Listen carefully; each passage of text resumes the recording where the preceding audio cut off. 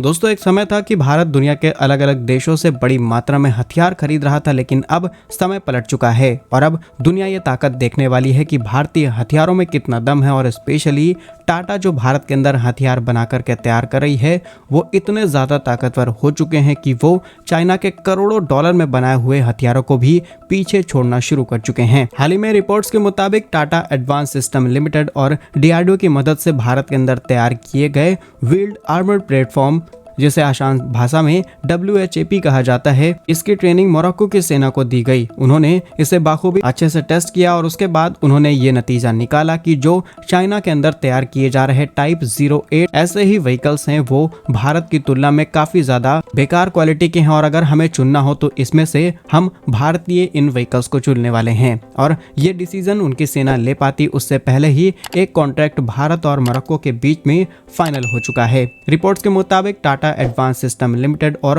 Morocco की राष्ट्रीय रक्षा प्रशासन के बीच एक कॉन्ट्रैक्ट साइन हुआ है, जिसके तहत मोरक्को के लिए भारत अब उनका सबसे बड़ा डिफेंस पार्टनर बन चुका है और ये कॉन्ट्रैक्ट अगले 3 सालों के लिए किया गया। मोरक्को के कैसब्लांका में Tata advance system limited Morocco को एस्टेब्लिश किया गया है, यानी कि एक यूनिट जो कि वहीं पर सेटअप की जाएगी और वहीं से अब टाटा इन व्हीकल्स को मैन्युफैक्चर करने वाली है। आंकड़ों के मुताबिक हर साल करीब 100 ऐसे ही व्हीकल्स का उत्पादन किया जाएगा, जिसमें से वहां के लोकल लोगों को रोजगार मिलेगा। आंकड़ों के मुताबिक करीब 90 डायरेक्ट और करीब 250 इनडायरेक्ट लोगों को नौकरियां दी जा सकती हैं। इसी के साथ मोरक्को का कहना है कि हम इस व्हीकल के अंदर 50% तक लोकल सामग्री का भी इस्तेमाल करेंगे और भारत ने इन सब चीजों को एक्सेप्ट करते हुए इस डील को आगे बढ़ाना शुरू कर दिया है। अगर आप इस पूरी रिपोर्ट को बहुत डिटेल्स में सुन रहे होंगे तो आप समझ गए होंगे कि एक भारत जो कि दुनिया की अलग अलग देशों की कंपनियों को अपने देश में लाने की कोशिश कर रहा था ताकि ये भारत में प्रोडक्शन शुरू कर सके, वही भारत अब